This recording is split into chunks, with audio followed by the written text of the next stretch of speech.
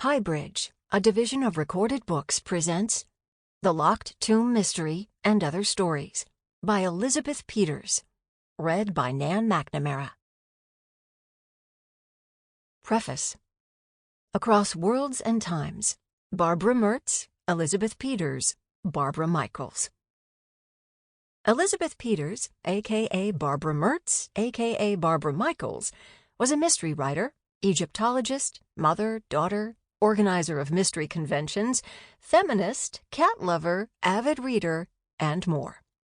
As Barbara Mertz, she earned a Ph.D. at the University of Chicago in 1952, at the age of 24. But in that era, she was not encouraged by her professors to pursue an academic career. Instead, she went on to focus on raising her children and writing novels. Her early mysteries, written under the name of Barbara Michaels, started as Gothic novels and moved on to include paranormal elements. Later on, she also wrote using the name of Elizabeth Peters, developing her signal mysteries with historical and archaeological themes and featuring strong, independent female protagonists. Under her own name, she authored very popular nonfiction histories of ancient Egypt. This reissued version of The Locked Tomb and Other Stories from Mysterious Press gives us a tantalizing sampler of the worlds and times across which Barbara delighted to move in her writings. It contains a new short story discovered after her death and published in 2021 in Ellery Queen's Mystery Magazine. It also includes new introductions for each of the short stories from writers whose expertise ranges from Egyptology to Sherlock Holmes, historical fiction, to paranormal mysteries. But one thing they all have in common with each other, and with Barbara, is that they are all book lovers. Barbara often stressed how much her development as a writer grew from her love of books and reading. That love began early when her father introduced her to science fiction and her mother to romantic suspense novels. The novels of L.M. Montgomery and trips to the Oriental Institute with her formidable Aunt Ida all played a role in Barbara's eventual fiction writing as Elizabeth Peters and Barbara Michaels. Early years on a farm in southern Illinois left her with a lifelong appreciation for libraries, after living in a place where she couldn't access one, and with a deep respect for the crucial role librarians play in making books available to everyone. Through books, a young girl with limited resources could travel anywhere, imagine everything. Barbara, who loved transporting across time to immerse herself in ancient archaeological sites, but also across the worlds created in the books she loved to read and write, had deep sympathy with anyone carried away by imagination. She especially valued a touch of humor in those travels across time and place, an appreciation that shines out in most of her writing. While she considered herself primarily a novelist, in her short stories we get a distilled sampling of how far her imagination reached. What would the typical tough PI look and sound like if partially transformed into an Elizabeth Peters heroine? Liz Peters' PI offers a gently humorous send-up of a classic mystery genre from a differently gendered point of view. How would an ancient Egyptian detective approach a locked tomb mystery? Our answer is voiced by the Barbara Mertz, who rendered daily culture in ancient Egypt familiar and approachable in her nonfiction classic Red Land, Black Land. On a very different note, for the edification of readers who enjoy a blend of Gothic, ghost, and horror themes, familiar from classics such as Turn of the Screw, Barbara Michaels provided books in which family scars and hard-to-face psychological truths packed a powerful paranormal punch. The Runaway moves us just a few steps into that haunted and haunting terrain. The collection concludes with Mertz/Peters/Michaels' most beloved characters, Amelia Peabody and Radcliff Emerson, as they make their nod to Sherlock Holmes in The Vengeance of Sekhmet.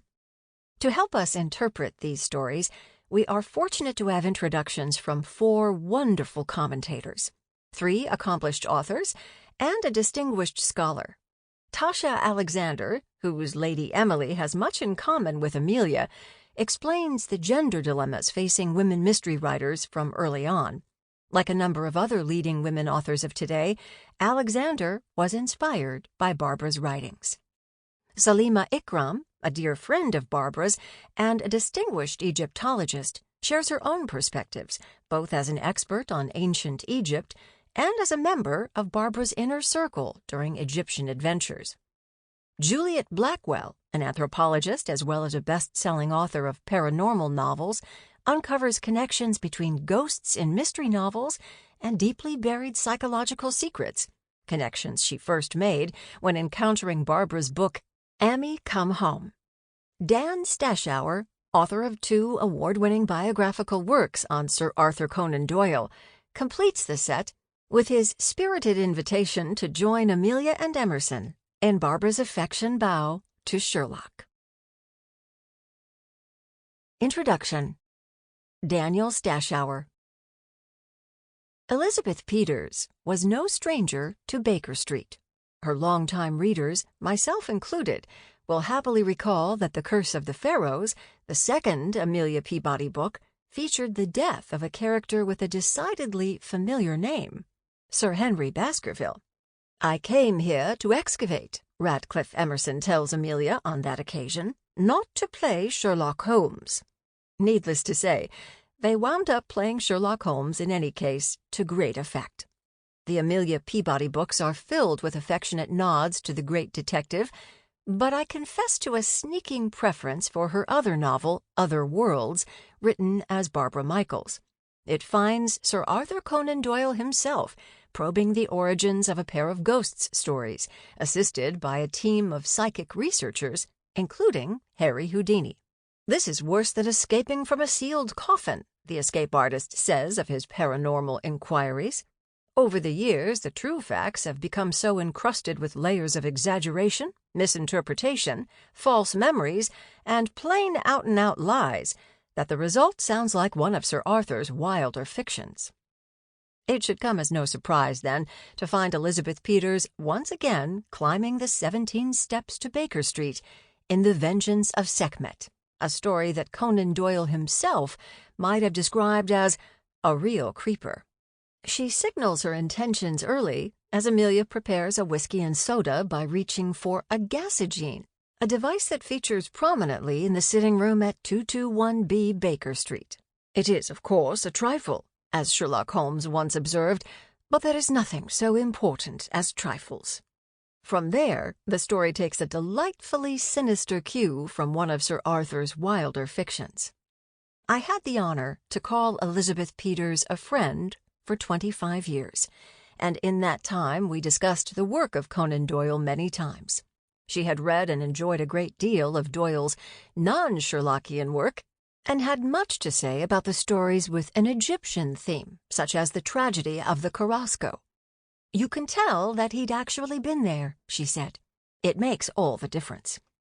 When pressed to name a favorite tale, though, she returned to the unfortunate Sir Henry and took delight in quoting a well-loved passage from The Hound of the Baskervilles.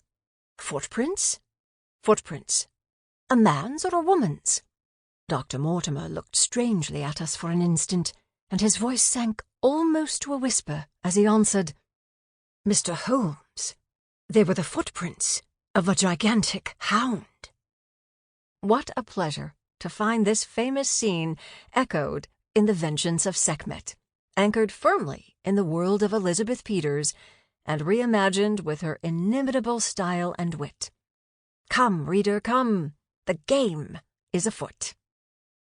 Daniel Stashower is a New York Times best-selling author and a 3-time winner of the Edgar Award from the Mystery Writers of America.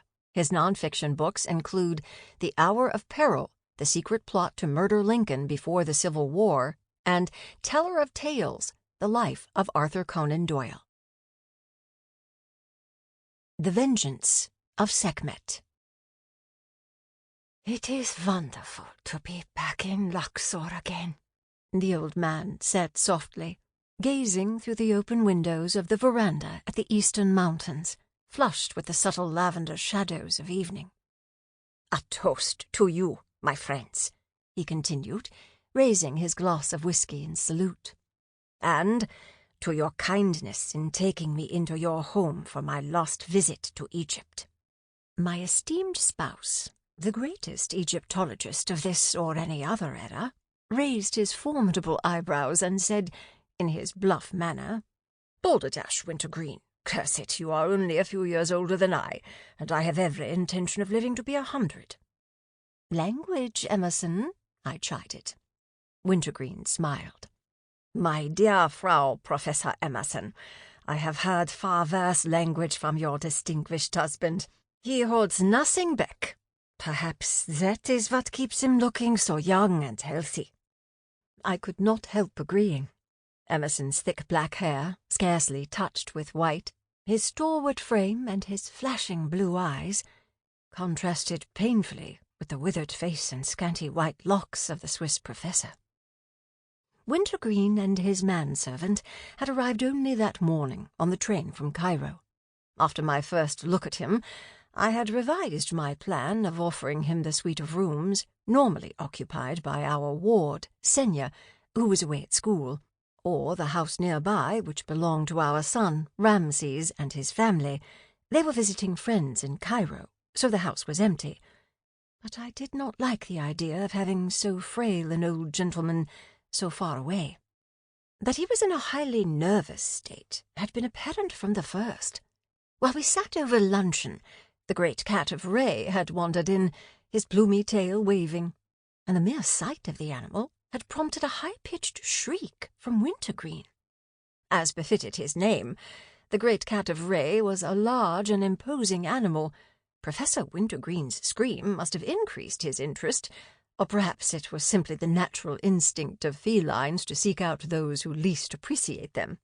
He headed straight for Wintergreen, and had to be forcibly removed by Fatima, our dedicated housekeeper. Fatima must have shut him up somewhere, for he had not turned up since. Even so, Wintergreen kept looking from side to side, as if expecting to see the cat staring at him from under the settee. "So kind," the old man murmured, gazing forlornly into his empty glass. "To offer me the comfort of your home." "It is no trouble at all," I replied, hoping I was not mistaken. Having an ailurophobe for a guest was a confounded nuisance. The great cat of Ray usually had the run of the house, and he did not take kindly to being incarcerated. I could hear howls of protest in the distance. "Emerson, I believe Professor Wintergreen would like another glass of whiskey." "I observe, my dear Peabody, that your own glass is empty," replied Emerson, starting to rise. "Raymond will serve us," Wintergreen said. He gestured to the young man who stood stiffly at attention behind his chair, and pantomimed the filling of glasses. With his stocky frame and coarse features, Raymond resembled a pugilist more than a trained manservant. His ears were large and malformed, and his nose had a decided bend. He had not spoken a word since his arrival, and I wondered if he might be mute. "Perhaps I had better show him," I said, rising in my turn. "Preparing a proper whiskey and soda requires some experience." "You will find Raymond quick to learn," Wintergreen said. "He doesn't appear to have been quick to learn English," I remarked, demonstrating the proper proportions of whiskey to soda and the use of the gasogene. "He understands the language perfectly," Wintergreen replied, sounding like a proud father. "But, naturally, he prefers to speak German, and he is not loquacious. It is an admirable trait in a servant, you must agree." Raymond indicated to me, with the utmost courtesy but still in silence, that he would continue the task. He filled the second glass, imitating my movements precisely. Then he turned to look at his master. "You have had 2 whiskies, Herr Professor Doctor," he said, in a hoarse but not unpleasant voice. "One more won't hurt me, Raymond. Proceed, if you please." Raymond obeyed. Wintergreen chuckled. "You see how he looks after me. I tell him it does not matter. My fate is foretold. No act of mine can alter or delay it." The awkward silence that followed was broken by, of course, Emerson. "What the devil are you talking about, Wintergreen? What fate?" I have offended the goddess, my friends, Sekhmet herself." He began to sway from side to side, his eyes remote, his voice rising and falling, as if he was reciting a litany. "Lion-headed goddess of war and vengeance, whose sanctuary I treated with disdain, whose divine images I demolished. She will come to me as the great lioness and drink my blood." It was pure coincidence that at that precise moment the great cat of Ray, having apparently eluded Fatima, emerged from under the settee and headed straight for Wintergreen. "Has he always been like this?" I asked Emerson, after Raymond had taken his employer off to bed upstairs. We agreed it was the best place for him. Emerson lit his pipe. "He has changed almost beyond recognition, Peabody. When I first knew him back in the... Good gad, it was over 40 years ago. He was a jolly cynic who made fun of everyone and everything. The young woman he married was an heiress, and he made no bones about the fact that he had selected her solely for her money. She died shortly after the birth of their second child, and Wintergreen immediately left the field of Egyptology to enjoy the life of a wealthy landowner. He certainly demonstrated no respect for, much less awe of, the artifacts he handled, including several statues of Sekhmet, which he destroyed in order to get at the area under them. Perhaps he has repented." "So it would appear," said Emerson. "He was no worse than most excavators of the time. Sekhmet was not the only divinity he offended. I recall several remarks he made about the relationship between Isis and Osiris, and, not suitable for your ears, my dear. I wonder if there is a letter from one of the children." It was obvious that he did not wish to continue discussing our guest. He reached for the basket containing the day's accumulation of messages, but I could not dismiss the subject so readily. "I wonder if we were right to take on the responsibility for him," I said uneasily. "How could his children let him go off like this, with only a servant to look after him?" "You will soon be in a position to ask them yourself," said Emerson, handing me the missive he had just finished reading. "They are staying at the Winter Palace, and have asked us to lunch with them tomorrow." I replied at once to the invitation from the Wintergreens, suggesting that they come to us for luncheon the following day. Their grateful acceptance arrived just as we were preparing for bed. "Are you going to tell Wintergreen they are coming?" Emerson asked, tossing one of his boots in the general direction of the wardrobe. "Certainly. They appear to be quite concerned about him, which is only right and proper. I would have mentioned it to him tonight, but when I listened at his door, I heard Raymond reading to him. I thought I ought not disturb him." "Reading?" Emerson said, flinging the second boot after the first. "Reading what?" I couldn't make out the words, only a soothing murmur. I deduced he was reading, since a prolonged monologue from Raymond seemed unlikely. I picked up the boots and placed them neatly beside the chair on which I had folded Emerson's clothes. "You and your deductions," said Emerson, chuckling. "Come to bed, Peabody. Shall I read to you? Or would you prefer a prolonged monologue?" Despite Emerson's attentions, I need not say that they were not of a verbal nature. I did not sleep well. Concern for our guest woke me several times. Once I even went so far as to tiptoe to Wintergreen's door and listen. Hearing only silence, I returned to bed. Wintergreen had a better night than I.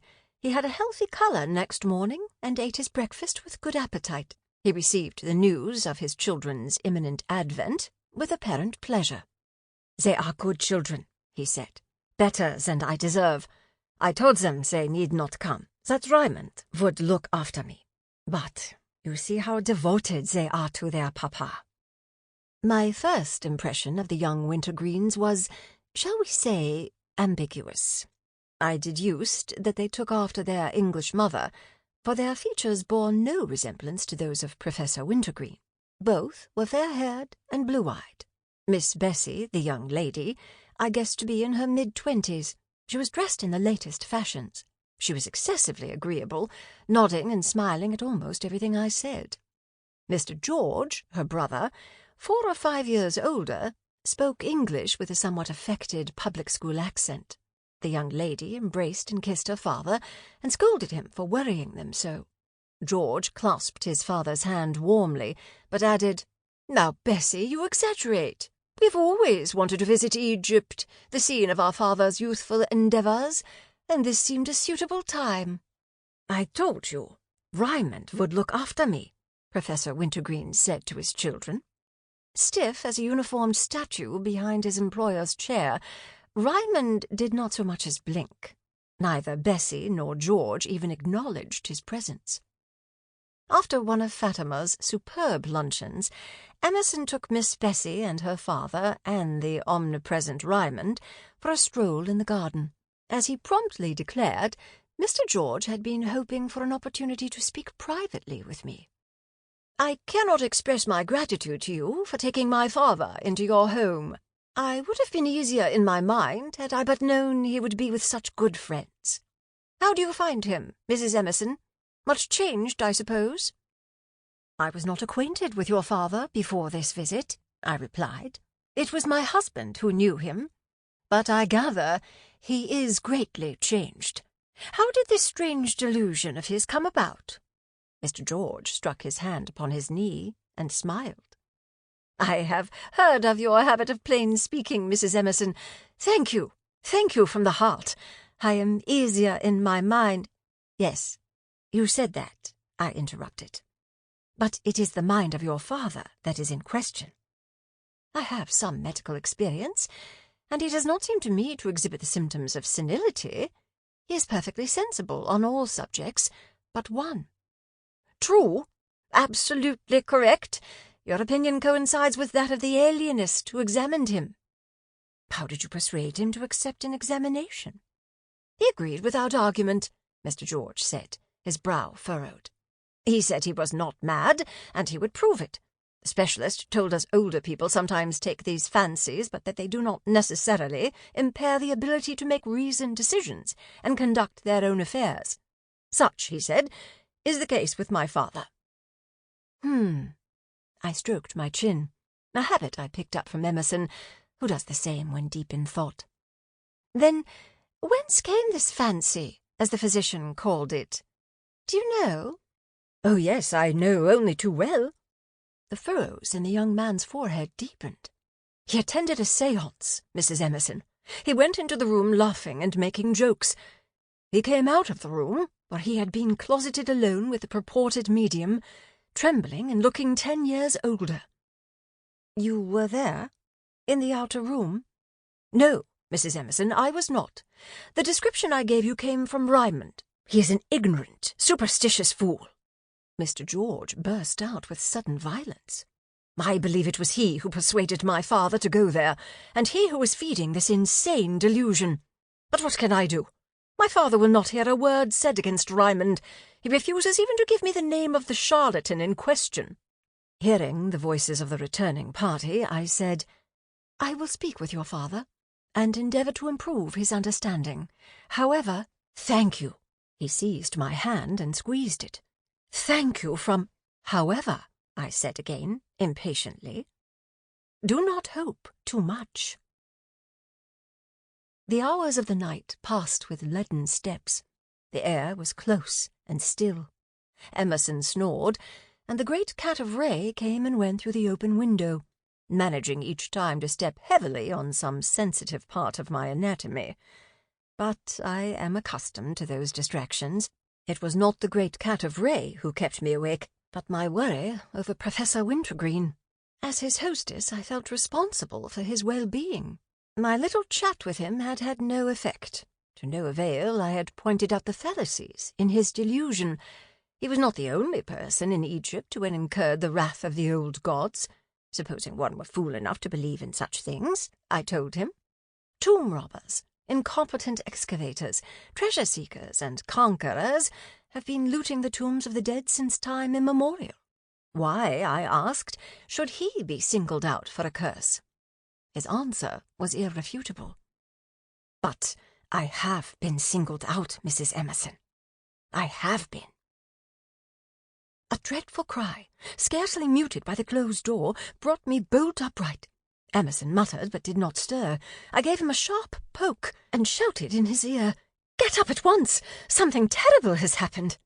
Assuming dressing-gown and slippers, I ran to the door and flung it open, expecting to discover that the scream I heard had been the final utterance of our guest. I was relieved to see Wintergreen standing upright in the hallway outside his room. He wore a long nightshirt. Raymond, holding tightly to his master, was attired only in pyjama trousers. He supported Wintergreen with his beefy, muscular arms. "What is it?" I cried, hastening to them. "What has happened?" Wintergreen peered at me over his servant's shoulder. "She came," he gasped. "She was here." "Oh, good gad," said Emerson, barefoot, bare-chested, and barely awake. "Who the devil—" "Never mind that now," I said. "Raymond, Professor Wintergreen's medicine."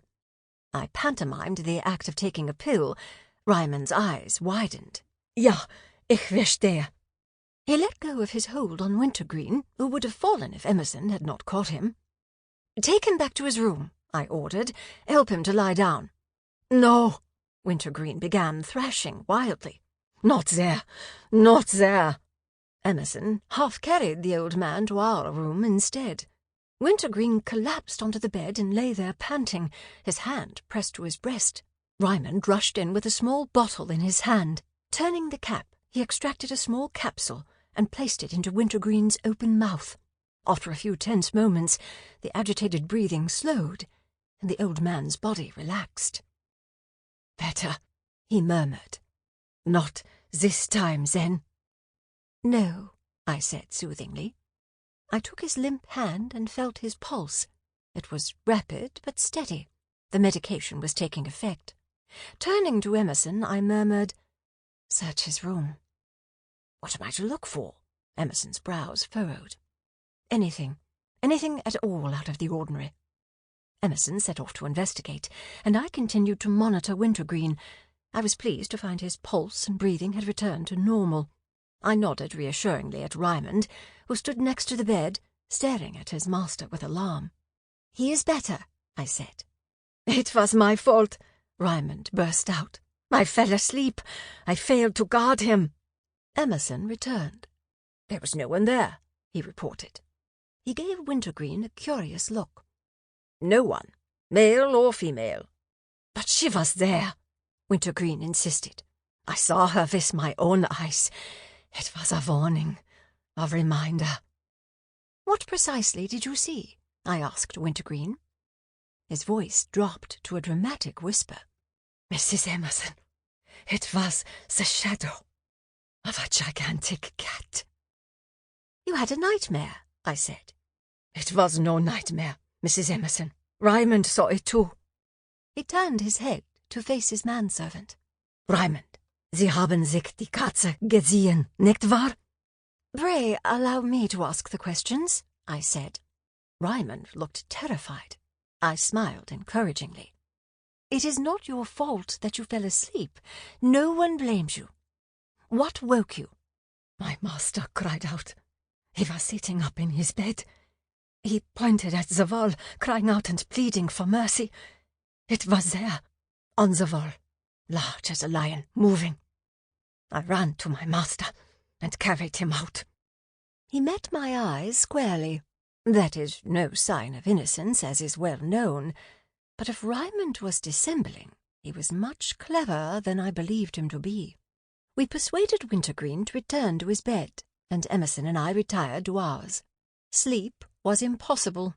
When the first pale light of dawn had crept into our room, we dressed and went down to the kitchen, where I set about making coffee. "I can think of a dozen ways in which it could have been managed," I said. "And if Ramses were here, he would suggest a dozen more," said Emerson. "No doubt," I agreed. "He played a good many tricks of that sort when he was young. But this one was not especially difficult. You can place a torch or other light in such a way as to enlarge the shadow of an object thrown against the opposite wall. A simple cardboard cutout of a cat would produce the right effect. Or a real cat, said Emerson, stirring sugar into his coffee. "Entering by way of the window and leaving the same way. Has the great cat of Ray an alibi?" "As a matter of fact, he does, Emerson. He was sleeping on my—" Sample complete. Ready to continue?